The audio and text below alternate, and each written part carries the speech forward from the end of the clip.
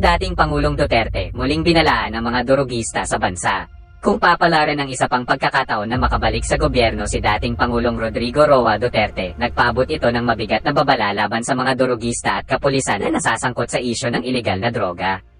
Naniniwala kasi ang dating Pangulo na tila ilusyon na lang ang hustisya para sugpuin ang ilegal na droga kasama na ang paghahabol sa mga sangkot dito. Para kay Duterte, kamatayan ang mas madaling solusyon para sa mga durugista para matapos na ang problemang ito. Kayong mga durugista, ang katapat dyan, kamatayan, pahayag ni dating Pangulong Rodrigo Roa Duterte. Bukod sa mga durugista, tinarget din ng dating Pangulo ang mga pulis na patuloy sa pagpasok sa transaksyon sa ilegal na droga kapalit ng pera. Kaya kayong mga pulis, pag hindi nyo patayin yan, mga ulol na yan, sisirain lang ninyo ang administrasyon pati yung Pilipino. Hinamon ni dating Pangulong Rodrigo Duterte ang buong Philippine National Police na mag-resign. Sa isang panayam sa former president, sinabi nito na gatekeeper umano ng illegal drug trade ang organisasyon. Ipinanukala rin ni Duterte na ipaubaya muna sa Armed Forces of the Philippines ang pamamalakad sa PNP. Sinusubukan pa po namin kuna ng reaksyon ng PNP at AFP sa pahayag na ito ng dating Pangulo. Yes, thank you, NBI. Mr. Chair, thank you. Third observation, Mr. Chair. On the operations conducted by NBI Manila Task Force against illegal drugs in the PNP Mabalacat City, Pampanga on August 26, 2023, the motor vehicle loaded with 200 kilograms of suspected shabu was reportedly abandoned at a parking lot of a supermarket in Barangay Mabiga, Mabalacat City, Pampanga. Mr. Chair, pwede po bang malaman sa NBI Manila? Do you agree that your operations was burned out, nasunog, that resulted to the abandonment of said vehicle loaded with 200 kilograms of shabu? No, sir. So kung hindi po, ano po ang dahilan at na-abandon yung sasakyan? Dahil wala po yan eh.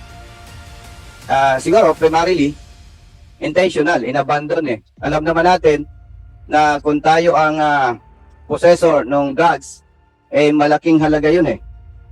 Naturalmente, iingatan natin. So kung hindi po agree ang NBI Manila, ano po ang nakikita nating dahilan at inabandon yung sasakyan na may malaking volume of shabu? Mr. Chair. Mr. Chairman, the vehicle was abandoned 6 days already when the NBI was called to inspect the vehicle. Again, Mr. Chair, wala po kayong idea or lead bakit inabandon yung sasakyan samantalang malaki pong halaga ng shabu at nandun? Wala po ba tayong idea, Mr. Chair? Yes, Mr. Chairman, according to the informant, the driver felt that he was being followed by law enforcement agency, so he decided to park the vehicle in the mall and he just abandoned it, just ran away. Mr. Chair, considering na inabandon yung subject vehicle, paano po ninyo nalaman na mayroong abandoned vehicle doon sa supermarket na yon loaded with more or less 200 kilograms of shabu? Mr. Chairman, it was called to us by the security guards of the mall. So, Mr. Chair, nabanggit po 6 days ago na abandon yung sasakyan. Saan po ba tumawag yung sinasabi nating security personnel? Is it sa NBI or sa Police of Mabalacat City? Mr. Chairman, according to the security officers of the mall, they already reported that to the police. But we do not know what the police officers at the area did on the report, but we just acted on that information provided by the security officers of the mall. So, ano po bang nangyari? Kung ang personnel ng security ay tumawag sa police station ng Mabalacat City, yung po bang Mabalacat ang then after that, yung Mabalacat police personnel concerned or the chief of police, yung po ba ang tumawag sa NBI para nagkaroon po ng operations na nagresulta sa recovery ng 200 kilograms of shabu, Mr. Chair? Mr. Chairman, the police Mabalacat did not call NBI. It was the security officers of the mall who informed us, who just provided us with an information that an abandoned vehicle at the mall was there. Mr. Chair, clarify ko lang. Sabi po, ang security personnel ng supermarket ang nag-report. Ang tanong po, saan ba siya nag-report? Sa police or sa NBI? According to them, they first reported it to the police. No. Then, after that, After 6 days, they reported that to us. so, meaning, Mr. Chair, after na ma-report sa police, hindi sila kumilos, hindi sila gumalaw, then after 6 days, saka pala sila nag-coordinate or tumawag sa NBI. Then, doon parang nagkaroon ng joint operation. Tama po ba, NBI, Mr. Chair?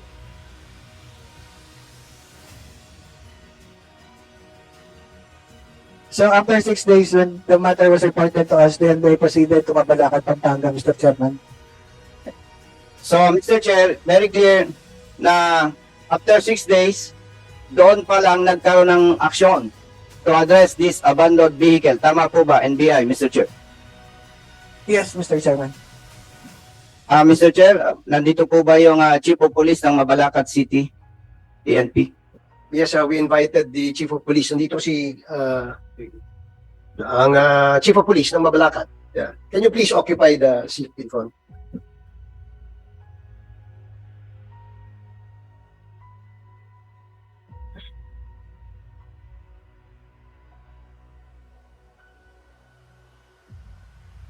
Mr. Chair, Chief of Police, do you agree doon sa nabanggit po ng NBI na ang security personnel na supermarket ang nag-report sa police station na sinasabing may abandoned vehicle doon sa supermarket? Yes, sir. Ano po ang date noon?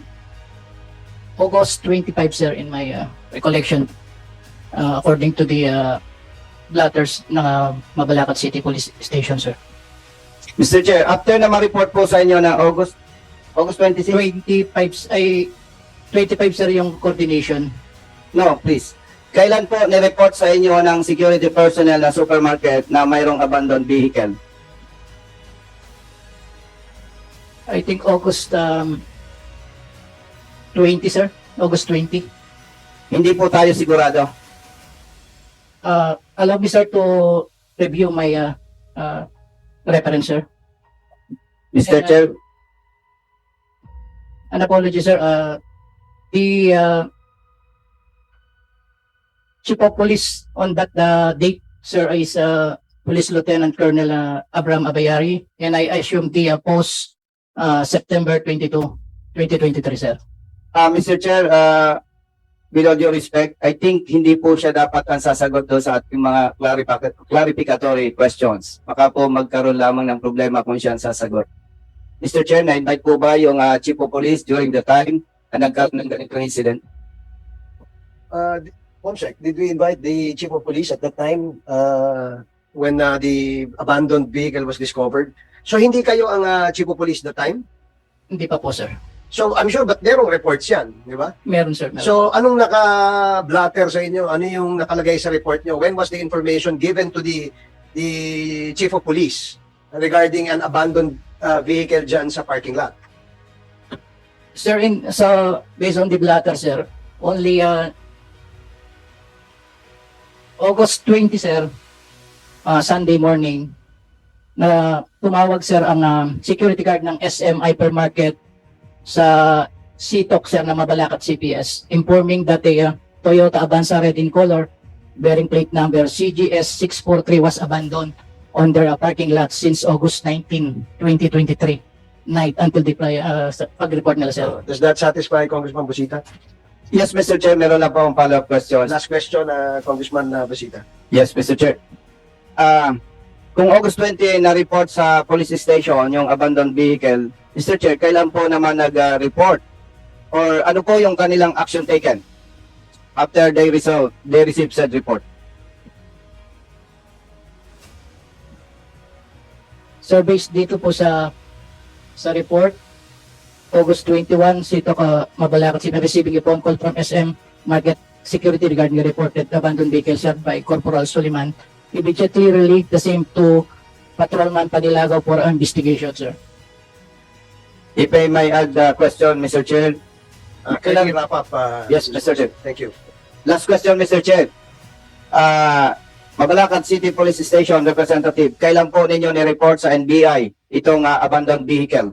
At sinasabi po ng NBI, 6 days bago na-report sa kanila. Again, Mr. Chair, Representative from Mabalacat City Police Station, kailan po ni-report itong incident sa NBI para nagkaroon ng joint operations? So, sir, wala pong nangyaring report sa sa NBI, hindi po na-report. Hindi po ni-report or in-inform, sir. Mr. Chair, with your indulgence, gusto ko lang matuldukan, sinabi po ng NBI 6 days after na ma-report, saka pa lang sila nagkaroon ng joint operations. But, allegedly, sinasabi po ng representative of Mabalacat City Police Station, walang report na nangyaring ganon. Balikan ko lang, Mr. Chair, with your permission, yung NBI. NBI, sir, saan po galing yung sinasabi ninyo na after 6 days, doon pa lang na-report sa inyo, and based on that report, saka pa lang po kayo nagkaroon ng joint operations. NBI, Mr. Chair. Mr. Chairman, to clarify, no, after 6 days, tinawag po sa amin yan sa NBI nung security officer ng supermarket. It's the supermarket security guards, not the police who called the NBI. Mr. Chairman. So, Mr. Chair, very clear na pala. Nag-report ang security personnel sa police station ng Mabalacat City on August 20, 2023. Unfortunately, siguro nakita po nung security personnel ng supermarket na walang ginagawa ang police station. Then, tumawag sila sa NBI. Then, after that, doon pa lang nagkaroon ng operation, and siyempre, as standard operating procedure, nag-coordinate ang NBI po sa Mabalacat City Police Station, kaya po nagkaroon ng joint operation. And na-recover po nila yung abandoned vehicle loaded with 200 kilograms of shabu. Yun lamang po, Mr. Chair. Maraming salamat po.